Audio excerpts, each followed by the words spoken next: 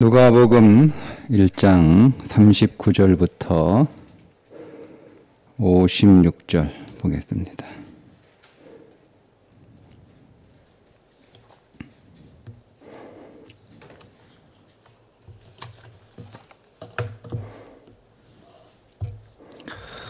이때에 마리아가 일어나 빨리 산골로 가서 유대 한 동네에 이르러 사가랴의 집에 들어가 엘리사벳에게 문안하니 엘리사벳이 마리아가 문안함을 들으며 아이가 복중에서 뛰노는지라. 엘리사벳이 성령의 충만함을 받아 큰 소리로 불러 이르되 여자 중에 네가 복이 있으며 내 태중의 아이도 복이 있도다. 내 주의 어머니가 내게 나아오니 이 어찌 된 일인가. 보라, 내 문안하는 소리가 내 귀에 들릴 때에 아이가 내 복중에서 기쁨으로 뛰놀았도다. 주께서 하신 말씀이 반드시 이루어지리라고 믿은 그 여자에게 복이 있도다. 마리아가 이르되 내 영혼이 주를 찬양하며 내 마음이 하나님 내 구주를 기뻐하였음은 그의 여종의 비천함을 돌보셨음이라. 보라, 이제 후로는 만세에 나를 복이 있다 일컬으리로다. 능하신 이가 큰 일을 내게 행하셨으니 그 이름이 거룩하시며 긍휼하심이 두려워하는 자에게 대대로 이르는도다. 그의 팔로 힘을 보이사 마음의 생각이 교만한 자들을 흩으셨고 권세 있는 자를 그 위에서 내리치셨으며 비천한 자를 높이셨고 줄이는 자를 좋은 것으로 배불리셨으며 부자는 빈손으로 보내셨도다. 그종 이스라엘을 도우사 긍휼히 여기시고 기억하시되 우리 조상에게 말씀하신 것과 같이 아브라함과 그 자손에게 영원히 하시리로다 하니라. 마리아가 석 달쯤 함께 있다가 집으로 돌아가니라. 아멘. 자, 오늘은 엘리사벳의 찬가 그리고 마리아의 찬가입니다.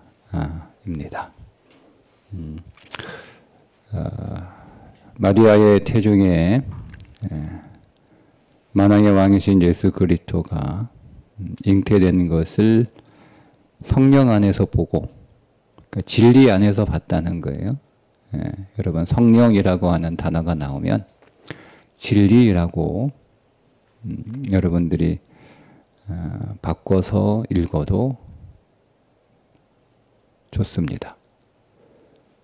그게 더 명확해지니까 그래요. 진리 안에서 기뻐하며 두 여인이 찬송하는 내용들인데 먼저 엘리사벳이 잉태하였다라고 하는 천사 가브리엘의 얘기를 듣고 즉시 그 길로 꽤 먼 거리예요. 한 4km 정도 되는 거리거든요. 꽤 먼 거리를 한달음에 달려가서 문안하자. 엘리사벳이 성령 안에서 진리 안에서 마리아를 잉태케 하신 메시아가 그 태중에 임했다라고 하는 사실을 진리 안에서 깨닫고 찬송을 하는데 42절에 보니까 큰 소리로 불러 이르되 여자 중에 네가 복이 있으며 네 태중의 아이도 복이 있도다. 그러니까 우리 성경 번역은 여자들 가운데 네가 참 복이 있다 이런 그 의미로 번역이 됐는데 네가 여자들 중에 가장 복 있는 여자다 이런 뜻이에요. 최상급입니다. 지금 잉태한 마리아가 세상 여인 중에서 가장 복된 여인이라는 거죠. 왜냐하면 그가 그리스도를 잉태했기 때문에 그렇습니다. 사실 이 마리아는 무명한 여인이죠. 이름 없는, 알려지지 않는, 주목받지 않는, 드러나지 않는, 세상이 그렇게 주목하여 보지 않는 그런 어떤 평범한 혹은 그보다 못한 그런 삶을 살아가고 있는 여인인데, 온 세상의 그 어떤 여인들보다 가장 복된 여인이라고 하는 말을 엘리사벳이 개인적으로 하는 게 아니라 성령 안에서 하는 거예요. 진리 안에서. 그러니까 여러분, 이 말은 그냥 엘리사벳의 한 개인적인 의견이 아니고 하나님께서 엘리사벳의 입을 통하여 마리아가 온 세상에 있는 그 어떤 여인보다 가장 복된 여인이다라고 말씀하시는 거겠죠. 그러니까 이 마리아의 인생이 전환점이 일어난 거예요. 그의 인생이 놀라운 전환점이 벌어지는 사건이 마리아가 태중에 그리스도를 잉태하게 된 사건으로 인하여 그의 인생에 큰 전환이 일어나게 됩니다. 그래서 40절에 보면 48절에 보면 그의 여종의 비천함을 들보셨음이라. 보라, 이제 후로는 만세에 나를 복이 있다 일컬으리로다. 만세, 비천한, 자기가 이렇게 얘기하잖아요. 나는 비천한 사람인데 비천한 나를 하나님께서 돌보셔서 이제 후로는 지금부터 만세에 지금부터 만세에 그냥 우리말 번역 그대로 이렇게 하면 뭐 거의 영원에 가까운 시간이잖아요. 그죠? 앞으로 계속 모든 사람들이 나에 대하여 참 복이 있는 연인이다. 이렇게 말하게 될 것이다. 라고 본인도 그렇게 생각하고 그렇게 인정하고 그렇게 고백을 합니다. 그러니까 이런 전환점이 마리아에게서 일어났는데, 여러분, 이런 전환점이 어떻게 일어나게 되었는가?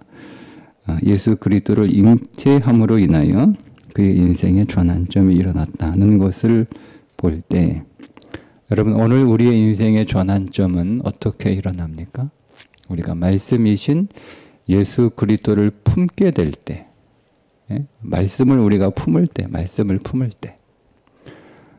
여러분, 말씀을 품는다라고 하는 것, 그냥 말씀을 우리가 읽고 또 우리가 말씀을 듣고 또 우리가 말씀을 기억하고 있는 정도의 수준이 아니고 그 말씀을 품은 거예요. 마리아가 예수 그리스도, 말씀이신 예수 그리스도를 잉태했다는 것처럼. 그러니까 마리아가 예수 그리스도를 잉태하게 되면 그 예수 그리스도가 그의 태중에 10개월 있다가 세상에 드러나잖아요. 그죠? 그러니까 우리가 말씀을 품었다라고 하는 것은 내가 그 말씀을 묵상하고 내가 그 말씀과 함께 동행하며 그 말씀을 나의 말씀으로 내 안에서 역사하도록 그 말씀과 함께 하다가 어느 정도 시간이 되면 그 말씀이 내 삶을 통해서 사람들이 보여지게 그 말씀이 드러나는 거예요. 즉 예수 그리스도가 드러나는 거죠. 그때 오늘 우리의 인생에 전환이 이루어진다라고 하는 사실입니다. 사람들은 자기의 인생을 바꾸고 싶어하고 전환하고 싶어하고 더 좋게 만들고 싶어하고 더 나아지게 하려고 싶어하는 마음들은 다 있습니다. 내가 내 인생을 지금보다 더 좋게, 더 낫게 만들기 위해서 많은 노력들을 하지만 본질적으로 하나님이 오늘 우리의 인생에 전환점을 일으키시는 그 포인트는 뭐냐면 말씀이 우리 안에 품게 되는 거예요. 내가 말씀을 잉태하는 것과 같은 거예요. 그러니까 우리는 말씀을 대할 때 여러 가지 형식으로 말씀을 대할 수 있어요. 네, 그냥 입으로도 읽을 수 있고 눈으로도 볼 수 있고 지식으로도 읽을 수 있고 어떤 마음의 감동으로도 읽을 수 있어요. 근데 성경은 말씀은 그 수준에서 더 나아가야 되는데 마치 여인이 잉태하듯 우리가 말씀을 품는 일이 있어야 된다라고 하는 거죠. 그 말씀을 품는다라고 하는 것은 반드시 그 말씀의 본체이신 예수 그리스도가 내 삶을 통하여 나와야 된다라고 하는 거예요. 그러니까 여러분 이거는 그냥 단순히 우리가 아이를 낳아서 키우는 것도 힘들지만 그 아이를 잉태하고 10개월 동안 그 태중에서 자라게 하는 것이 또 키우는 건 못지않게 힘들잖아요. 예.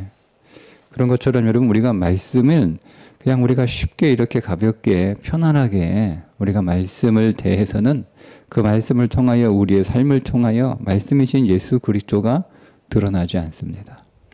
야, 그거는 내가 말씀을 통하여 내 인생에 어떤 전환이 일어나지 않는다라는 말과 똑같은 얘기겠죠. 예수 그리스도를 드러난다. 예수 그리스도가 드러난다. 말씀을 품고 있다가 예수 그리스도가 오늘 나를 통하여 나온다. 우리는 계속 나의 삶을 통하여 예수 그리스도가 출산되고 예수 그리스도가 성장해야 되고 예수 그리스도가 이제는 나를 품어서 그분 안에 나를 넣는 일까지 계속 우리가 우리의 신앙을 계속 경주해야 되거든요. 근데 이게 쉽지 않은 일인 거죠. 그러니까 신앙생활은 편한 일이 없어요. 그러니까 이게 똑같은 거예요. 어떻게 하면 자식 편하게 키워요? 이 질문하고 똑같은 거예요. 여러분 세상에 자식을 편하게 키우는 사람이 있습니까? 없습니다. 자식을 편하게 키우는 사람은 한 사람도 없습니다. 편하게 다 키우고 싶지만 편하게 키울 수 있는 그런 재주와 능력을 가진 사람은 세상에 존재하지 않습니다. 예, 다 힘들게 키워요. 다 힘들게 키워요. 다 어렵게 키워요. 그죠? 네? 그러니까 한 생명도 나와 같은 수준의 나와 같은 차원에 있는 한 존재도 우리가 그 존재를 온전하게 양육하는 것이 여러분 그렇게 힘들고 어려운데 말씀은 나와 다른 차원이에요. 차원이 다른 거예요. 수준이 다른 게 아니고요. 차원이 다른 거예요. 그러니까 나와 차원이 다른 그 말씀이 내 안에서 잉태되고 그 말씀이 내 삶을 통하여 나오고 출산되고 그 말씀을 내가 내 인생 안에서 계속 성장시켜서 우리 안에 예수 그리스도가 온전하게 드러나는 일은 쉬운 방법은 존재하지 않아요. 그러니 여러분 신앙생활 편하게 쉽게 할 수 있는 방법이 무엇일까? 찾을 필요 없습니다. 없습니다. 그런 길은 없습니다. 없습니다. 여러분 로마서 8장에 우리가 그의 기업을 상속했기 때문에 예수 그리스도의 고난도 상속해야 된다라고 말씀하고 있잖아요. 네. 신앙은 꽃길이 아니에요. 생명의 길이고 진리의 길인데 꽃길은 아니에요. 네. 근데 왜 우리가 그렇게 힘들게 말씀을 우리 안에 품고 그 말씀을 양육하고 성장시켜야 되느냐? 그게 오늘 우리의 인생의 전환을 이루는 일이기 때문에 그렇습니다. 46절에부터 55절에 보면 마리아의 창가가 기록되어 있는데 마리아의 창가를 쭉 이렇게 읽어보면 특징이 있어요. 특징이. 이게 한나의 그 기도하고 좀 유사합니다. 사무엘을 출산하고 나서 한나가 또 하나님 앞에 찬송하죠. 그 사무엘상 2장에 나와 있는 한나의 찬송과 이 마리아의 찬송이 유사합니다. 어떤 점에서 유사하냐면 51절에 보면 그의 팔로 힘을 보이사 마음의 생각이 교만한 자 흩으시고 권세 있는 자 내리치시고 자 그런데 비천한 자 높이시고 줄이는 자 배불리 먹이시고 부자는 빈손으로 보내신다. 한나의 기도와 유사하거든요. 그리스도가 오시면 그리스도가 이런 일을 하실 것이다 라고 하는 내용이에요. 마리아가 그리스도를 잉태하고 나서 하나님을 찬송하는데 그리스도가 내 안에 오신 그리스도가 세상에 오시면 이런 일을 하실 것이다 라고 하는 그 믿음의 고백을 찬가로 지금 하고 있는 거예요. 자, 그런데 여러분 이 마리아의 이 찬가가 아주 선명한 대조를 이루고 있잖아요.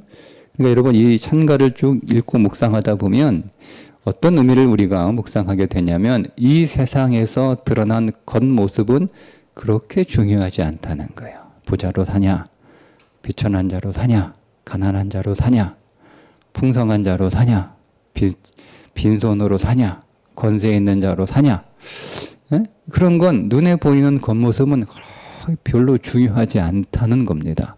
정말 중요한 건 뭐가 중요하다는 거죠? 우리 안에 예수 그리스도가 있느냐 없느냐가 중요하다는 거예요. 네. 우리가 여러분 이 땅에서 아무리 권세 있는 자로 아무리 부자로 여러분 살아도 그 인생 안에 예수 그리스도가 없으면 결국 그는 그 권세를 그 자리를 내리친다고 그러시잖아요. 하나님께서. 결국 그의 권세는 다 무너지고 결국 그의 인생은 빈손으로 끝난다는 거예요. 반대로 오늘 우리가 이 땅에서 살아가는 우리의 삶이 비록 가난한다 하고 배고픈 인생을 산다 할지라도 권세 없는 비천한 삶을 산다 할지라도 우리가 예수 그리스도를 품으면 우리 안에 예수 그리스도가 계시면 오늘 우리의 비천함은 높아지고 우리의 빈손은 채워지며 우리의 가난은 부유함이 된다라고 하는 것을 마리아가 찬송하고 있는 거예요. 그런데 여러분 엘리사벳의 찬가나 마리아의 찬가를 여러분 이렇게 보고 있으면 그들이 그냥 기분이 좋아가지고 이렇게 좋은 말로 노래하는 게 아니라는 거죠. 그냥 기분이 좋아가지고 마치 작사가가 이렇게 노래를 아름다운 그 시로 가사를 이렇게 쓰고 있는 게 아니라 엘리사벳과 마리아의 찬가를 여러분 천천히 읽어보시면 다 이미 성경에 예언되어 있는 메시아가 오시면 이런 일을 할 것이다. 그 메시아가 이런 분이다라고 하는 구약에 있는 말씀들의 내용들을 엘리사벳은 자기의 언어로, 마리아는 자기의 언어로 구약에 예언되는 예수 그리스도가 오시면 일어날 일들과 그분의 존재에 대해서, 그분이 하시는 일에 대해서 자기의 언어로 이렇게 표현해서 찬가를 한 거예요. 제가 무슨 말씀을 드리고 싶은 거 하면 엘리사벳이나 마리아는 성경을 굉장히 잘 알고 있는 사람들이에요. 성경에 대해서. 그래서 제가 성령이 충만하다, 엘리사벳이 성령이 충만하다라고 했던 이 구절이 진리가 충만하다라고 바꿔도 괜찮다라고 말씀을 드린 거예요.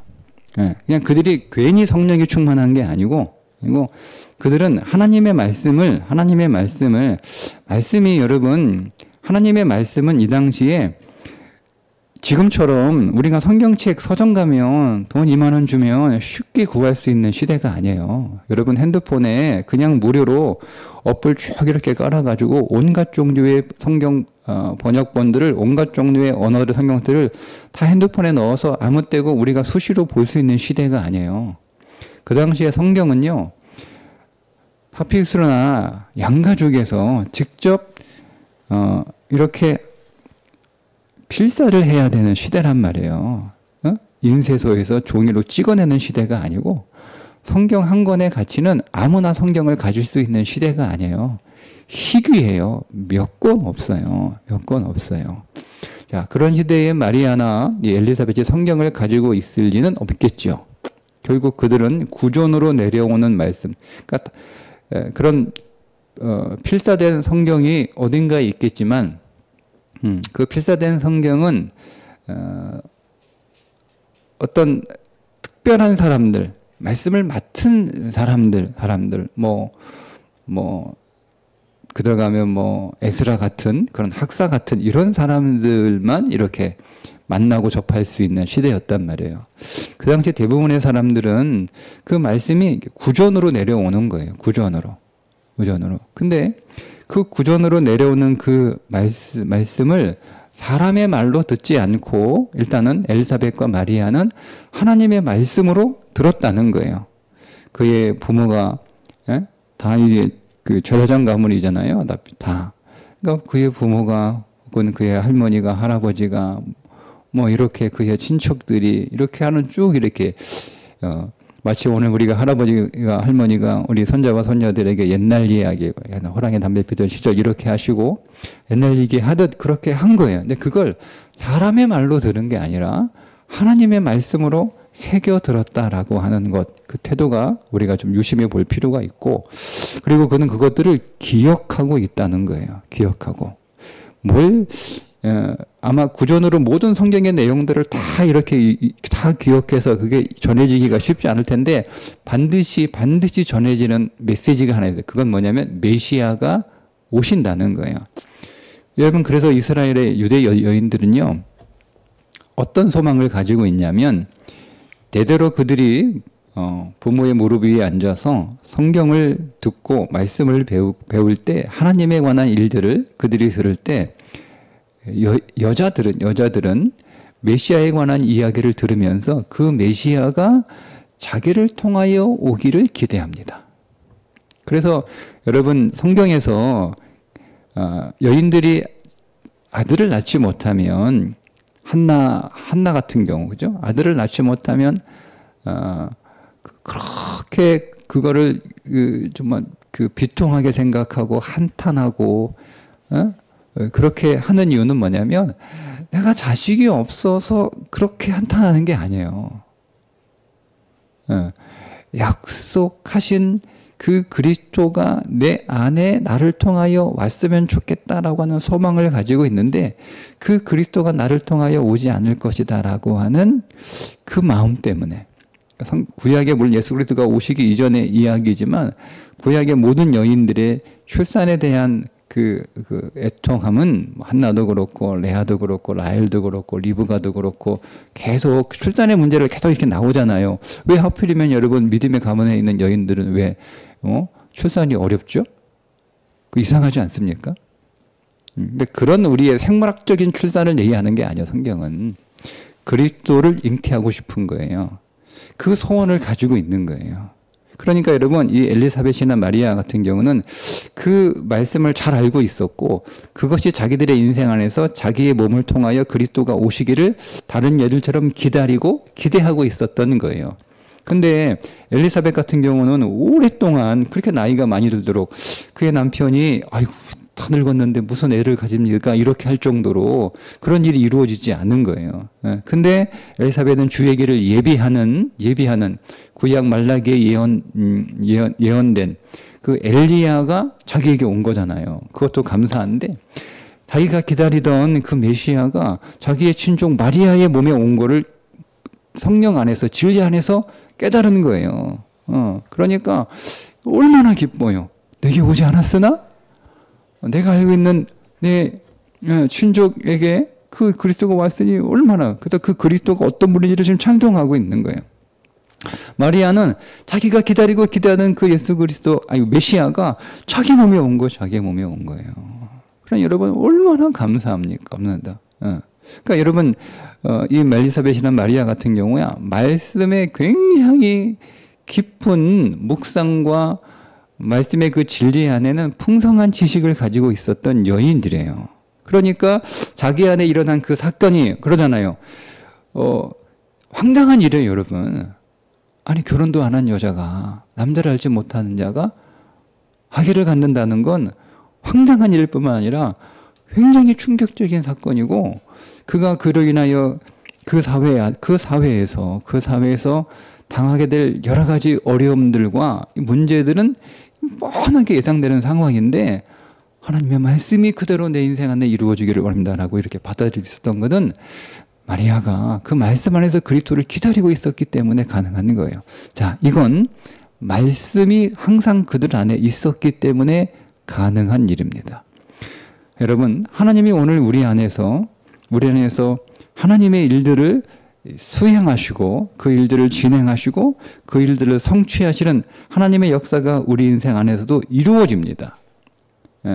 근데 여러분, 마리아에게 일어난 이 엄청난 세상에서 가장 복된 여인이 되는 그 전환점이 일어난 사건은 마리아에게 현실적으로 기분 좋은 사건은 아니에요.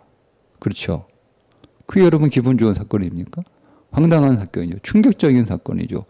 아주 괴로운 사건이죠. 아니 결혼도 안 한 내가 지금 내가 요셉하고 정혼을 했는데 결혼식을 올리지는 않았잖아요.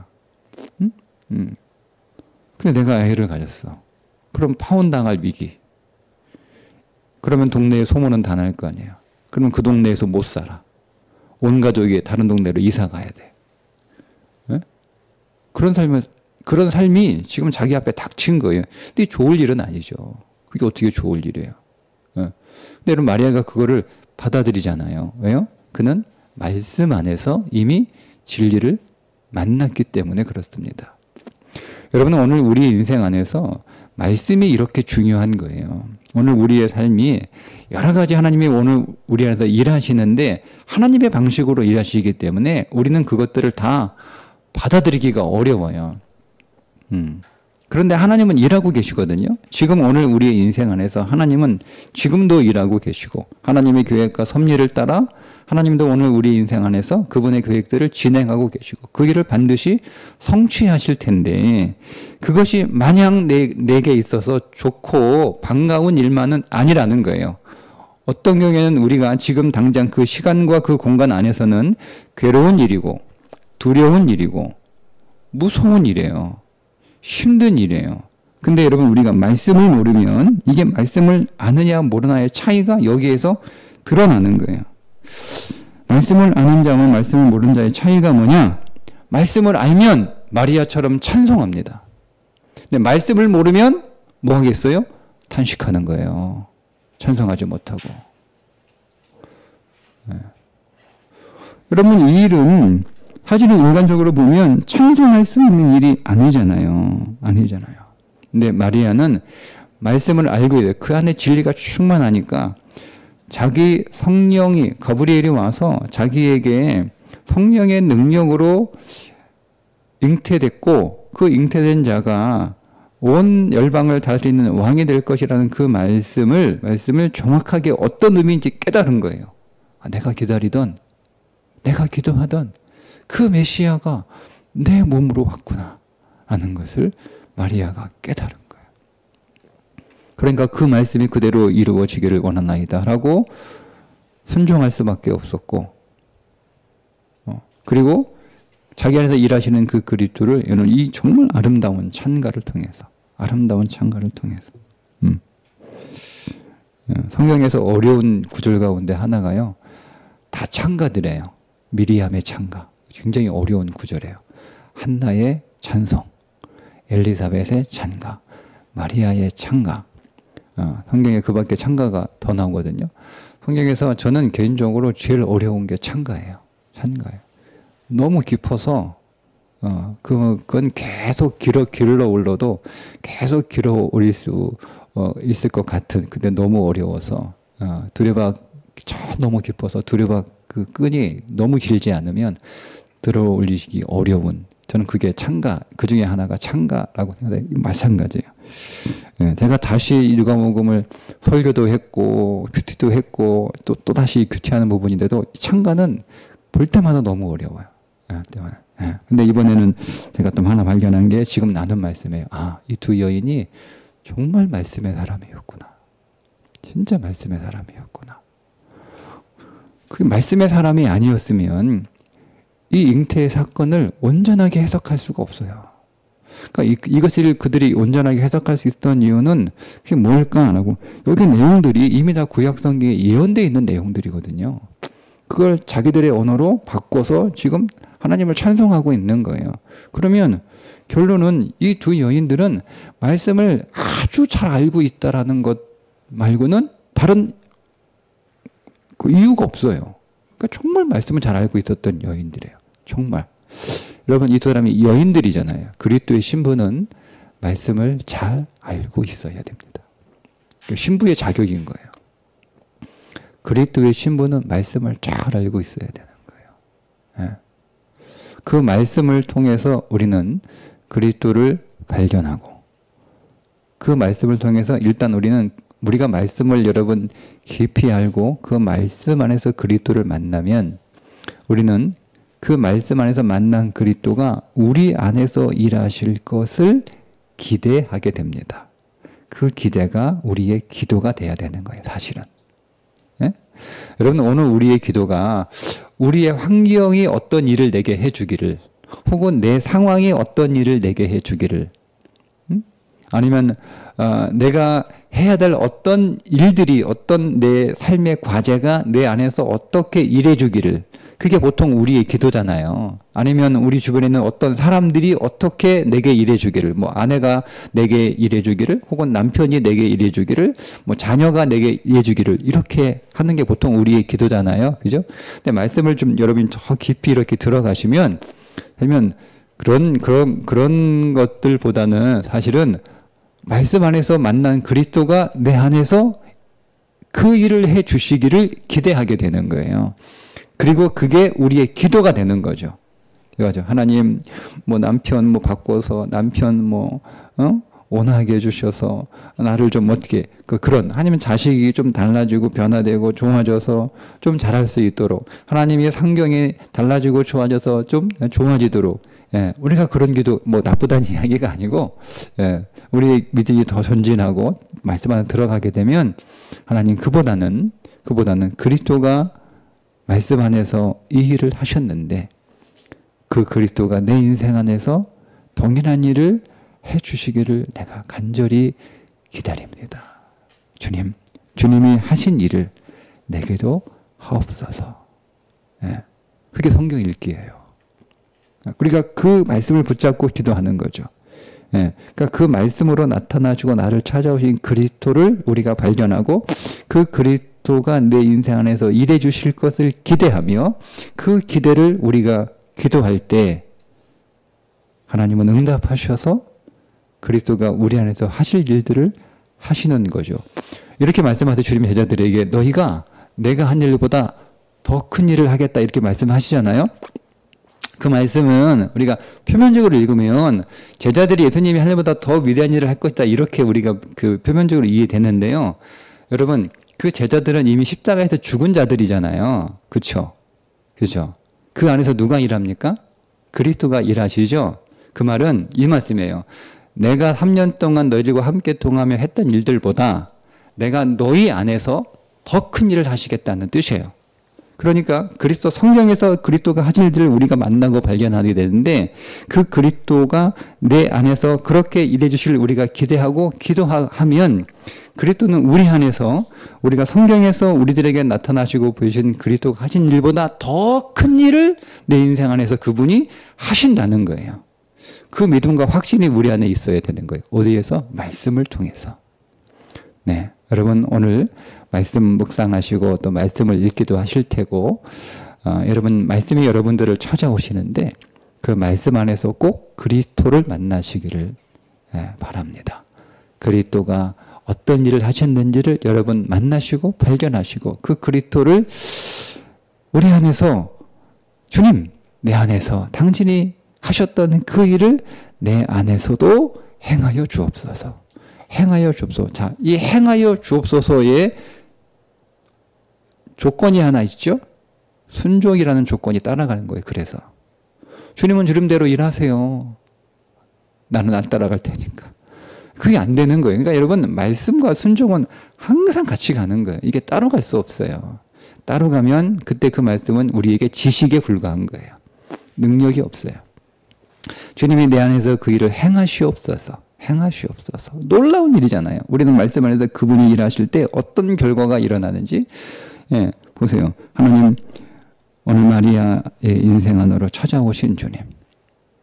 예? 그래서 그의 인생을 세상에 존재하는 모든 여인들 가운데 가장 복된 여인으로 그 인생을 바꾸어 주신 예수님이잖아요. 그죠? 근데 그 일은 당장 마리아에게 어떤 일이에요? 아주 곤란스러운 일이에요. 예, 그죠? 근데 그 마리아가 주님이 일하시도록 순종했던 것처럼 우리도 마찬가지. 그분이 오늘 우리 안에서 내 안에서 그 일을 할 때 주님 마리아에게 하셨던 그 일을 내게서 행하시옵소서. 나도 내 인생에 전환점이 일어나고 내가 세상의 그 어떤 존재보다 어떤 인생보다 가장 복된 인생 만들어 주옵소서. 그 일을 주님 하시기를 기대합니다. 기다립니다. 그리고 기도합니다. 순종하셔야 되는 거예요. 곤란스러운 현실적 우리의 시간과 공간 안에서는 그게 곤란스러울 수도 있어요. 근데 우리 안에 순종의 태도와 마음이 있으셔야 되는 거예요. 네. 네. 오늘 이 말씀 안에서 우리가 또 말씀을 통독하고 말씀을 또 묵상할 때마다 여러분 꼭 우리 안에 복 주시는 예수 그리스도, 만복이신 예수 그리스도 만나시기를 축복합니다. 그 만복이신 그리스도가 우리 안에서 동일하게 일하시고 또 더 크게 일하실 것을 기대하시면서 기도하십시오. 그러면 반드시 그분이 그분의 일들을 성취하셔서 우리의 인생 안에서도 말씀의, 즉 영원 안에서 일하셨던 그분이 우리의 인생의 시간 속으로 돌아와 그보다 더 큰 일을 반드시 이루어 주실 줄 믿습니다. 그 간증이 매일매일 우리 인생 안에 계속 이어지기를 다시 한번 주님의 이름으로 축복합니다. 기도하겠습니다. 주님, 엘리사벳의 인생에 찾아오셔서 놀라운 일을 행하신 주님, 마리아의 인생 안에 찾아오셔서 그의 인생을 세상의 모든 여인들보다 가장 복된 여인으로 그 인생을 바꾸어 주신 주님, 그 주님이 내 인생 안에도 오시면 나도 세상의 그 어떤 인생보다 가장 복된 인생이 될 줄 믿습니다. 마리아의 인생 안에 오셔서 행하신 주님, 내 안에도 오셔서 일하여 주옵소서. 우리가 그 주님을 기다리며, 우리가 그 주님을 기대하며, 우리가 그 주님의 일하심을 소망하며 오늘도 기도합니다. 오늘 우리의 기도를 들으시고 주님 응답하여 주셔서 주님이 행하셨던 그 일보다 더 큰 일을 오늘 우리의 인생 안에서 이루어 주옵소서. 예수님의 이름으로 기도합니다. 아멘.